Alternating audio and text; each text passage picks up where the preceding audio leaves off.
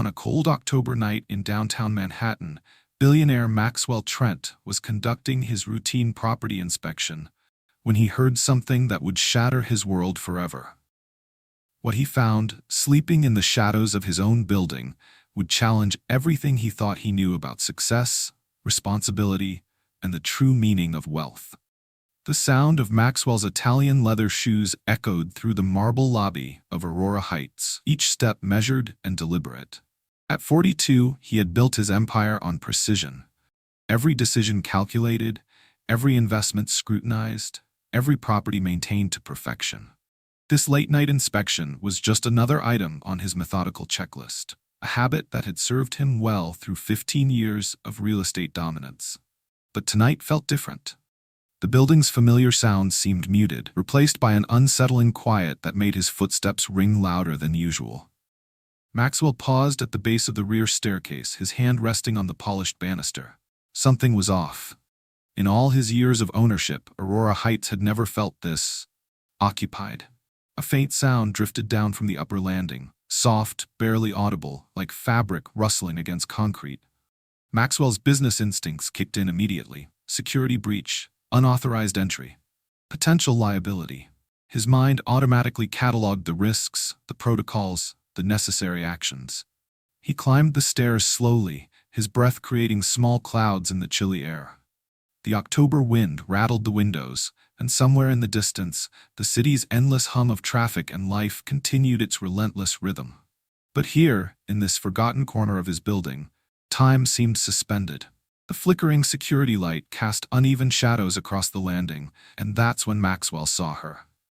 In the muted glow of that single bulb, Maxwell saw something that stopped him cold. A young woman, maybe 25, curled against the bare wall of his building's rear staircase. Her dark hair fell across her face like a curtain, and her clothes, a worn jacket and jeans, spoke of someone who had been fighting battles he couldn't imagine. But it wasn't just her presence that made his heart race. It was the tiny bundle she clutched protectively against her chest. A baby, so small, so vulnerable, wrapped in what appeared to be a faded blanket. The infant's breathing was shallow but steady, and even in sleep, the mother's arms formed a protective barrier around her child. Maxwell's corporate mind immediately engaged. This was his building, his responsibility, his liability. He should call security, follow protocol, handle this through proper channels. But something deeper stirred in his chest, something that had nothing to do with profit margins or risk management. The baby stirred slightly, letting out a soft whimper that cut through the silence like a blade. The sound triggered something primal in Maxwell, a recognition that went beyond business calculations. This wasn't just a security issue. This was a mother and child with nowhere else to go, seeking shelter in the only place they could find. The woman's eyes fluttered open, and for a moment their gazes locked. Maxwell saw exhaustion there, yes, but also fierce determination. This wasn't someone who had given up. This was someone who was still fighting, still protecting, still hoping against hope. She shifted, instinctively pulling the baby closer, and Maxwell could see the fear flash across her features. Not fear of him, necessarily, but the automatic response of someone who had learned to expect the worst from unexpected encounters. "I'm sorry," she whispered, her voice barely audible. "I know I shouldn't be here. I'll go." But Maxwell didn't move. He couldn't. Because in that moment, standing in the cold stairwell of his own building, he realized something profound was happening. This wasn't just about property rights or building security. This was about two human beings who had found themselves at the intersection of desperation and opportunity. The distant sounds of the city continued their eternal dance. But here, in this small pocket of space, the entire world had narrowed to this single moment. A successful businessman, a homeless mother, a sleeping baby, and a choice that would define them all. But what Maxwell didn't know was that this moment would expose a truth about himself he'd been running from his entire life. You're watching Hearts Unbroken, where every story reveals the extraordinary power of human connection. If you've ever felt invisible in a world that moves too fast, this story is for you. Maxwell's mind raced through a dozen protocols, each one demanding he maintain professional distance. Call building management, contact security, follow established procedures. But his feet wouldn't move. Every instinct he'd honed in boardrooms and business deals told him to delegate, to step back, to let others handle the messy human complications. Yet here he stood, frozen by something far more powerful than corporate training. The young woman struggled to sit up straighter, her movements careful and protective around the sleeping child. Her eyes darted between Maxwell's face and the exits, calculating escape routes even as exhaustion weighed down her shoulders. She was beautiful, Maxwell noticed, despite the obvious signs of hardship, the kind of beauty that came from strength rather than privilege. "Please," she whispered, her voice trembling but steady. "I'm not causing trouble. I just needed somewhere safe for Nova tonight. She's been running a fever, and the shelter was full. I'll leave first thing in the morning, I promise." The name hit Maxwell like a physical blow. Nova. Even in crisis, this woman had given her daughter a name that spoke of hope, of new beginnings, of light in darkness. The baby stirred at the sound of her mother's voice, tiny fingers curling around the edge of the blanket. "I'm sorry. I know I shouldn't be here," she continued, struggling to stand while maintaining her protective hold on the child. "I tried everywhere else. The emergency services said they'd call back, but—" Her voice trailed off, and Maxwell saw the moment when pride battled with desperation. "What's your name?" Maxwell asked softly, his voice gentler than he'd intended. She hesitated, as if even that small piece of information was too precious to risk. "Ariana. Ariana Walsh." "Ariana," Maxwell repeated, and something about the way he said it, without judgment, without dismissal, made her shoulders relax slightly. "I'm Maxwell, and you're right, you shouldn't have to be here. Not like this." For a moment, Maxwell felt the weight of his entire life pressing down on him. He'd built towers that scraped the sky, generated wealth that could fund small nations, commanded respect in rooms where billion-dollar decisions were made before breakfast. But none of that mattered now. None of it addressed the immediate reality of a mother and child who needed help. Success versus significance.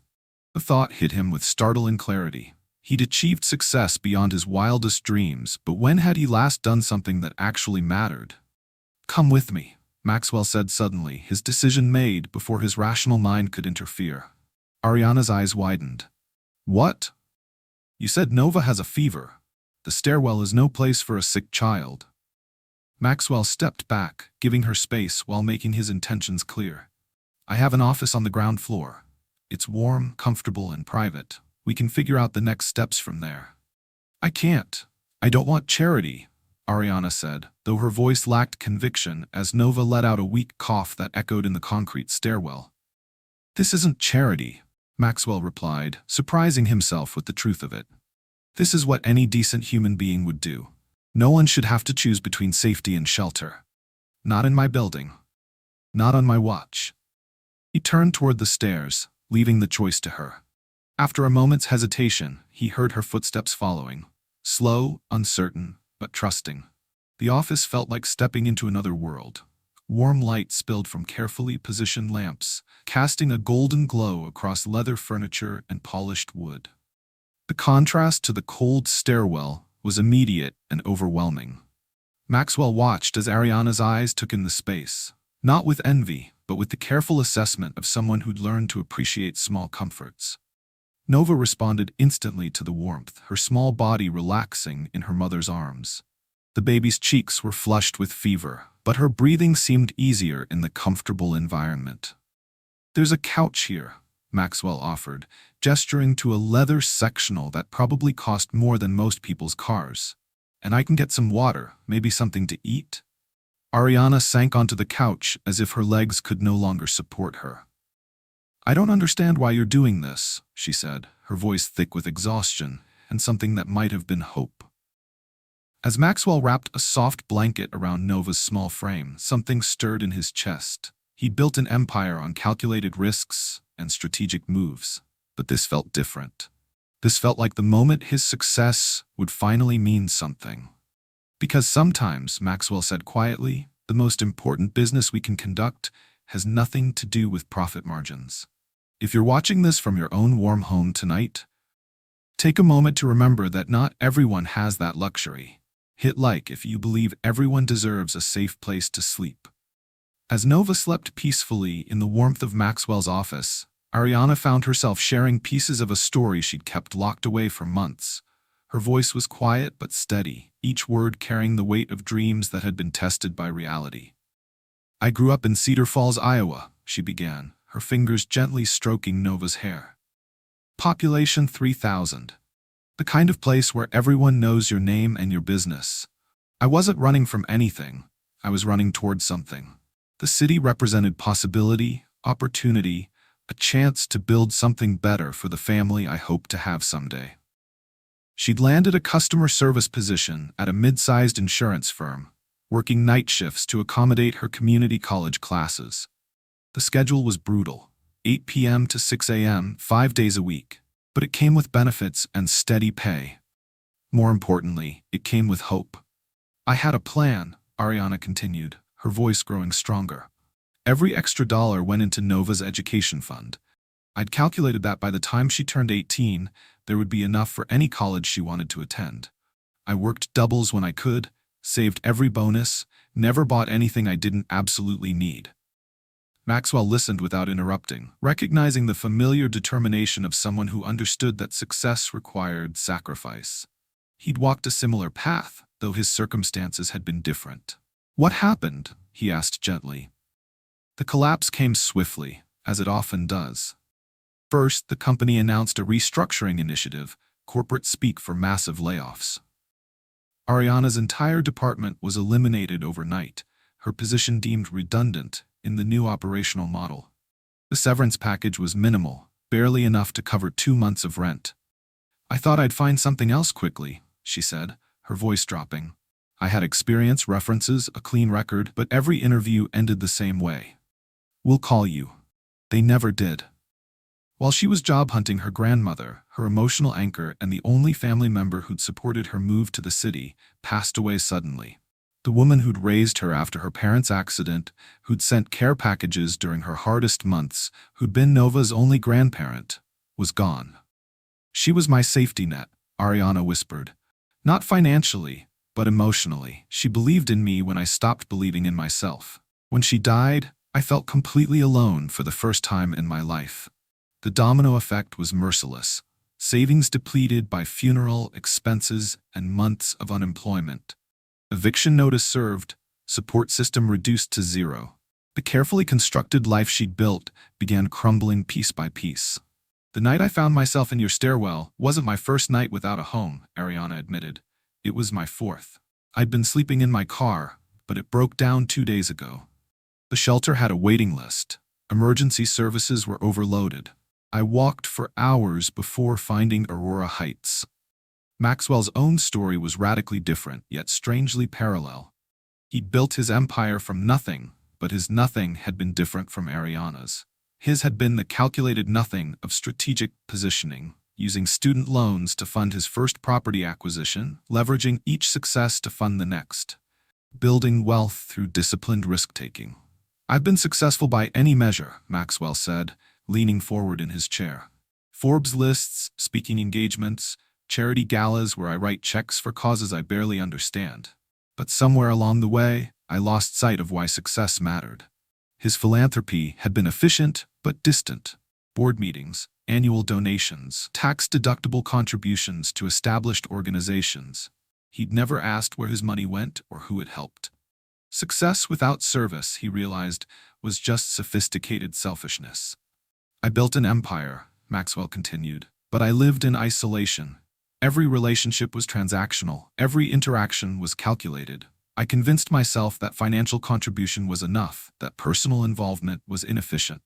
The emotional void had grown slowly, so gradually that Maxwell hadn't noticed until this moment. All strategy, no heart. All profit, no purpose. He'd mastered the art of making money, but forgotten the reason money mattered. That night in Aurora Heights, Maxwell realized something profound. He'd spent years investing in buildings, but he'd never invested in the people who needed them most. Ariana wasn't just a homeless woman who'd found shelter. She was a mirror showing him what his success could actually accomplish. "I don't want charity," Ariana said suddenly, her voice firm despite her exhaustion. "I want a chance. I have skills, experience, determination. I just need someone to believe that my circumstances don't define my worth. Her strength and vulnerability struck Maxwell powerfully. Here was someone who'd lost everything but maintained her dignity. Someone who'd been knocked down but refused to stay down. Someone who still believed in a better future despite every reason to give up. I worked customer service for 3 years, she continued. I know how to solve problems, manage difficult situations, communicate with people from all backgrounds. My situation is temporary. My potential isn't. Maxwell saw it clearly now, the difference between rescue and empowerment, between charity and opportunity, between helping someone and helping someone help themselves. Drop a comment below and tell us, what would you do if you found someone in Ariana's situation? Your answer might surprise you. Maxwell's business instincts kicked in immediately, but not in the way Ariana expected. Instead of reaching for his checkbook, he pulled out his phone and began making calls. Not to security or building management, but to contacts he'd never used for personal purposes. I need to understand what you actually need, Maxwell said, his voice taking on the focused tone of someone solving a complex problem. Not just tonight, but for the next 6 months. The next year.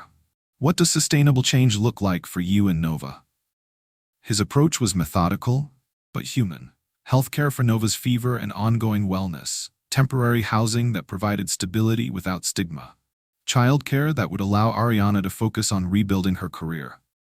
Educational opportunities that built on her existing skills rather than starting from scratch. I know people, Maxwell continued, scrolling through his contacts. Not just wealthy people, but people who understand systems.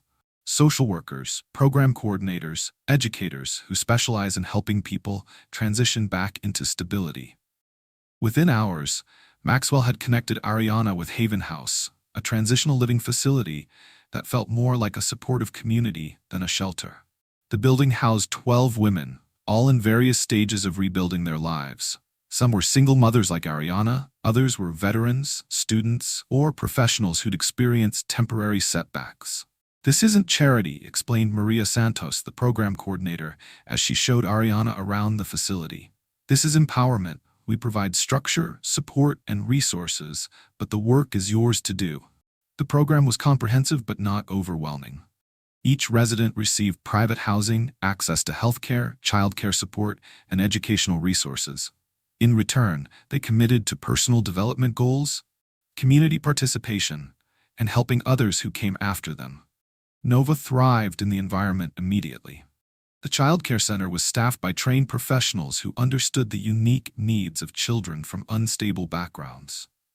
For the first time in months, Ariana could focus on her own recovery without worrying about her daughter's immediate safety. What happened next shocked everyone who knew Maxwell Trent. Instead of writing a check and walking away, he showed up. Every week. Coffee conversations, progress updates, real relationship. I don't understand, Ariana said during their 3rd meeting. You've already done more than anyone could expect. Why are you still here? Maxwell paused, considering his answer carefully. Because I'm learning that success without connection is just sophisticated isolation. You're helping me understand something I've been missing. Their weekly meetings evolved into genuine mentorship. Maxwell shared stories of his early failures, the rejection letters, the deals that fell through, the moments when giving up seemed rational. Ariana talked about her resilient strategies, her customer service skills, her ability to remain calm under pressure. You have natural problem-solving abilities, Maxwell observed. In customer service, you are essentially managing crisis situations daily. That's exactly what administrative management requires. The educational pathway Maxwell helped design was strategic and practical. Ariana enrolled in an administrative certification program that built on her existing experience. The classes were scheduled around Nova's needs and included components she'd never had access to before. Financial literacy workshops, professional development seminars, and career coaching sessions. We're not just getting you a job, explained Dr. Jennifer Kim, the career coach Maxwell had recommended. We're building a sustainable career path that can grow with your goals and circumstances.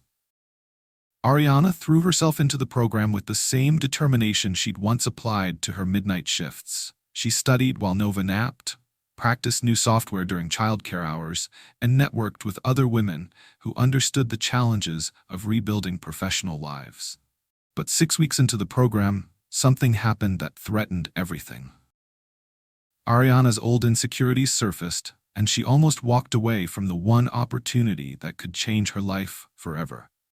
It started during a mock interview session. Surrounded by other women who seemed more confident, more polished, more naturally suited for professional environments, Ariana felt the familiar wave of doubt crash over her. "I don't belong in this world," she confided to Maxwell during their next meeting. "These other women have college degrees, professional networks, references from stable jobs. I'm just someone who answered phones and lived in a stairwell." Maxwell leaned back in his chair, recognizing the critical moment. "What if you can't do this?" he asked, not to challenge her, but to address her fear directly. "Exactly," Ariana replied, her voice breaking slightly. "What if I fail? What if I'm not smart enough? Not skilled enough? Not strong enough? What if I waste your time and everyone else's?" Maxwell's response was immediate and clear. "The question isn't whether you can do this. The question is, what happens to Nova if you don't?" The silence stretched between them, heavy with the weight of possibility and responsibility. "Nova is watching you," Maxwell continued softly. "She's learning that when life knocks you down, you get back up. She's discovering that asking for help isn't weakness. It's wisdom. You're not just rebuilding your life, you're showing her how to build hers." The breakthrough came on a Tuesday morning in March, when Ariana walked across the small stage at the community center to receive her administrative management certification. She graduated with honors, her name called out with pride by instructors who'd watched her transform from a hesitant student into a confident professional. Maxwell sat in the audience, watching as Ariana shook hands with the program director. The woman who'd once apologized for existing in his stairwell now stood tall, her shoulders squared with earned confidence. This wasn't just academic achievement. This was a complete mindset shift from victim to victor. "I did it," Ariana whispered to Maxwell afterward, her voice filled with wonder. "I actually did it." Nova, now walking steadily and babbling in full sentences, clapped her hands as if she understood the magnitude of her mother's accomplishment. The stable environment had transformed her from a feverish, frightened infant into a bright, curious toddler whose laughter filled rooms with joy. The job opportunity came through Maxwell's professional network, but it was Ariana's qualifications that sealed the deal.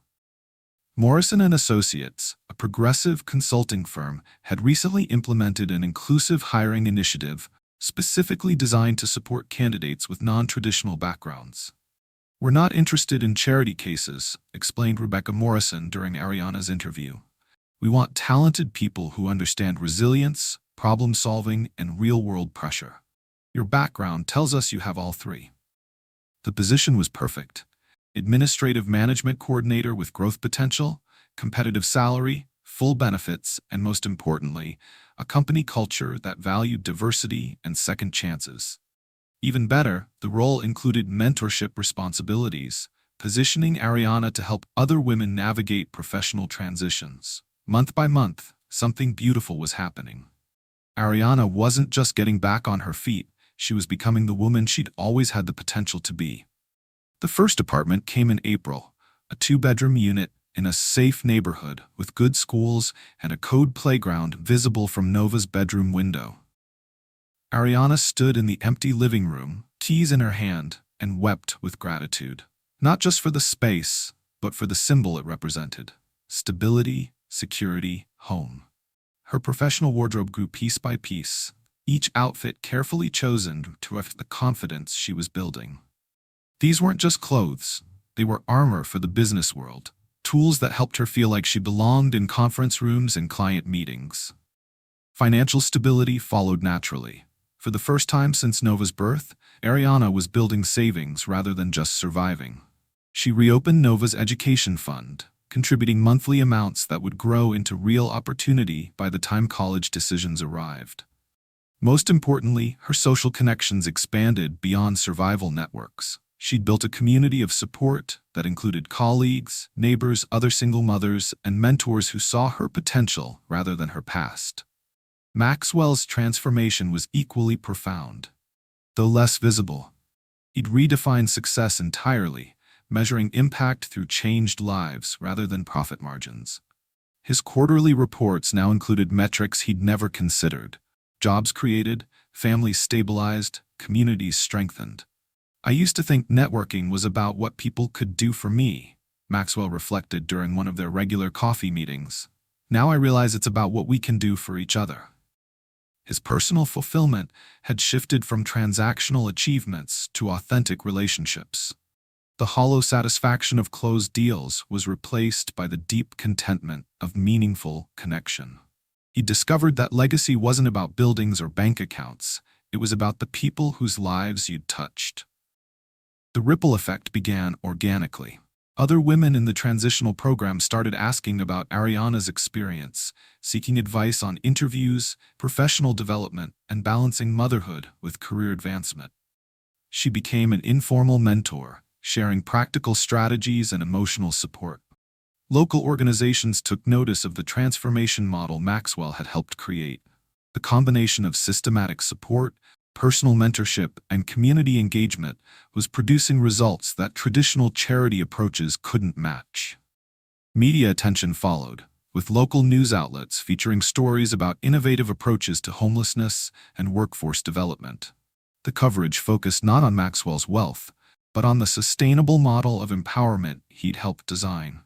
"This isn't about one billionaire saving one family," explained Dr. Kim during a televised interview. "This is about creating systems that work, relationships that matter, and communities that care."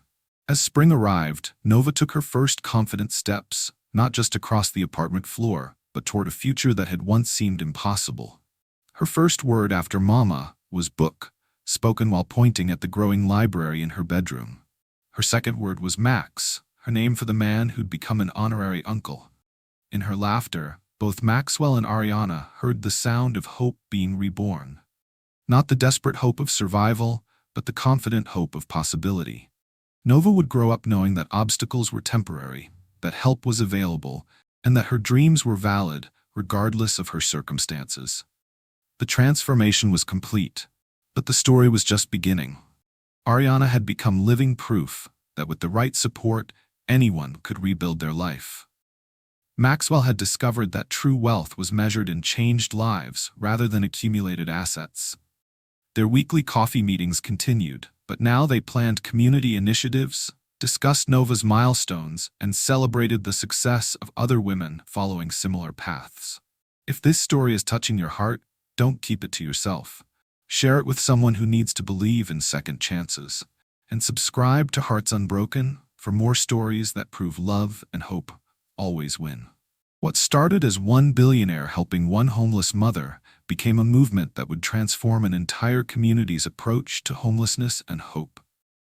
Maxwell's foundation, restructured around the lessons learned from Ariana's journey, launched the Aurora Initiative, a comprehensive program designed to create sustainable pathways from crisis to stability. Unlike traditional charity models, this system focused on empowerment infrastructure rather than temporary relief. "We're not just building safety nets," Maxwell explained to a room full of potential partners. "We're building ladders, structured, supportive pathways that allow people to climb out of crisis and into sustainable success." The program operated through strategic community partnerships. Local nonprofits provided specialized services, government agencies offered regulatory support, and progressive businesses committed to inclusive hiring practices. The model was designed to be replicable, scalable, and sustainable without requiring continuous funding from a single source. Ariana's role evolved naturally from beneficiary to leader.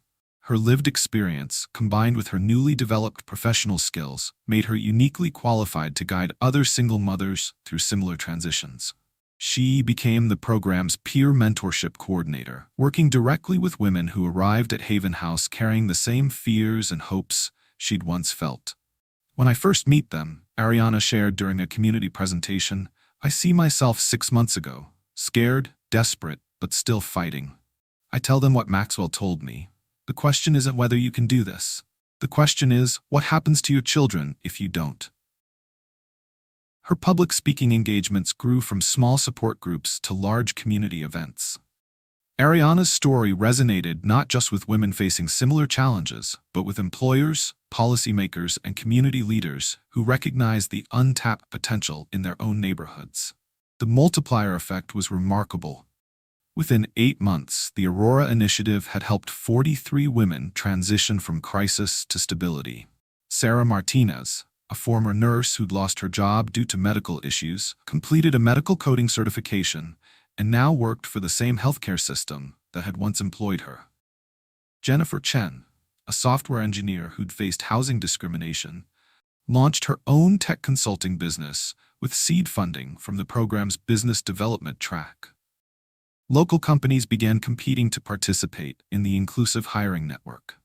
Morrison & Associates reported their highest employee satisfaction scores after implementing mentorship programs designed by former program participants. Other businesses discovered that workers with non-traditional backgrounds often brought unique problem-solving skills and unmatched dedication. Housing partnerships expanded beyond transitional programs. 3 major apartment complexes agreed to reserve units for Aurora Initiative graduates, recognizing that stable tenants with support systems were better long-term residents than those selected through traditional screening processes. Maxwell's evolved philosophy attracted attention from business leaders nationwide. His approach to hands-on philanthropy challenged the traditional model of distant giving, demonstrating that personal involvement produced better outcomes than impersonal donations. "I used to think my responsibility ended when I signed the check," Maxwell admitted during a corporate responsibility summit. "Now I understand that real impact requires real relationship. You can't solve systemic problems through systems alone. You need human connection." His systemic thinking addressed root causes rather than just symptoms. Instead of simply housing homeless families, the Aurora Initiative tackled the underlying issues: lack of affordable childcare, limited access to professional development, insufficient support networks, and employer bias against non-traditional candidates. Maxwell's community leadership inspired other successful business owners to examine their own approaches to social responsibility. The Aurora Initiative model was replicated in 3 other cities within its first year, each adaptation tailored to local needs while maintaining core empowerment principles.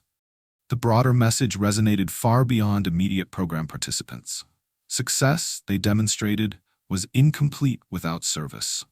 Individual achievement meant nothing if it didn't contribute to collective well-being. Human dignity required that everyone have access to opportunity, regardless of their starting point or temporary circumstances. We learned that sustainable change happens when successful people stop asking, "How can I help?" and start asking, "How can we work together?" Maxwell reflected, "The difference between those 2 questions is the difference between charity and community." The Aurora Initiative proved that collective impact was possible through individual action. When one person chose to see potential instead of problems, when one community decided to invest in empowerment instead of just emergency response, when one model demonstrated that sustainable change was possible, entire systems began to shift. The movement had begun, but its true impact was just becoming visible.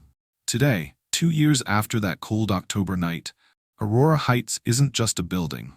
It's a symbol, a reminder that sometimes the most important discoveries happen when we pay attention to what's right in front of us. Ariana Walsh now holds the title of Senior Administrative Manager at Morrison & Associates, leading a team of 8 professionals and overseeing client relations for the firm's largest accounts. Her office window overlooks the same downtown streets where she once walked desperately, searching for shelter. The view serves as a daily reminder of how far she's traveled and how many others are still making that same journey. "I love my work," Ariana reflects, "but what I love most is knowing that my story gives other women permission to hope." Nova, now 3 years old, attends the same preschool where children of executives and professionals learn alongside kids from all backgrounds. She's bright, healthy, and loved, a living testament to what stability can nurture. Her favorite book is about a little girl who grows up to build bridges. And when asked what she wants to be when she grows up, Nova answers confidently, "Someone who helps people." Maxwell has discovered that success redefined by service brings deeper satisfaction than any financial milestone ever could. His quarterly board meetings now include progress reports on lives changed, families stabilized, and communities strengthened. The metrics that once defined his worth have been replaced by measurements that define his legacy. "I thought I was saving her," Maxwell admits, "but she saved me. She showed me what success actually looks like." The Aurora Initiative has expanded beyond anyone's original vision. City council members, inspired by the program's results, passed legislation requiring affordable housing developments to include transitional support services. Local businesses compete to participate in the inclusive hiring network, recognizing that diverse teams produce better outcomes. The cultural shift has been remarkable. Homelessness is no longer viewed as an unsolvable problem but as a solvable challenge requiring coordinated response. Emergency shelters have partnered with professional development programs. Healthcare systems have integrated social services. Educational institutions have created pathways for non-traditional students. "The most beautiful thing," observes Dr. Kim, "is watching a community discover its own capacity for compassion." The transformation extends beyond policy and programs. Aurora Heights has become a pilgrimage site for business leaders seeking to understand hands-on philanthropy. Maxwell regularly hosts tours, sharing not just what they've accomplished, but how they've learned to measure success. "We discovered that sustainable change happens when successful people stop asking, 'How can I help?' and start asking, 'How can we work together?'" Maxwell explains to visitors. The difference between those two questions is the difference between charity and community. Ariana's gratitude has evolved into purpose. "He didn't just give me a job, he gave me my life back," she says. "But more than that, he gave me the tools to help other women get their lives back too." Nova's future represents something profound. A child who will grow up knowing that obstacles are temporary, that help is available, and that dreams are valid regardless of circumstances. She embodies the possibility that exists when communities choose investment over judgment, empowerment over pity. The universal message resonates far beyond their individual story. You don't need billions to make a difference. You need awareness, compassion, and the courage to act when opportunity presents itself. Sometimes we're exactly where we need to be to change someone's life forever. Everyone deserves dignity in struggle. Everyone deserves compassion in crisis. Everyone deserves opportunity, regardless of their starting point or temporary circumstances. Maxwell and Ariana's story proves that extraordinary impact can emerge from ordinary moments when ordinary people choose to see potential instead of problems, to build bridges instead of walls, to offer hope instead of judgment. This is Hearts Unbroken, where every ending is really a beginning. If Maxwell and Ariana's story moved you, share it with someone who needs to believe in the power of human kindness. Subscribe for more stories that prove love always finds a way. Remember, you might be just one moment away from changing someone's life forever. The question is, will you be paying attention when that moment comes?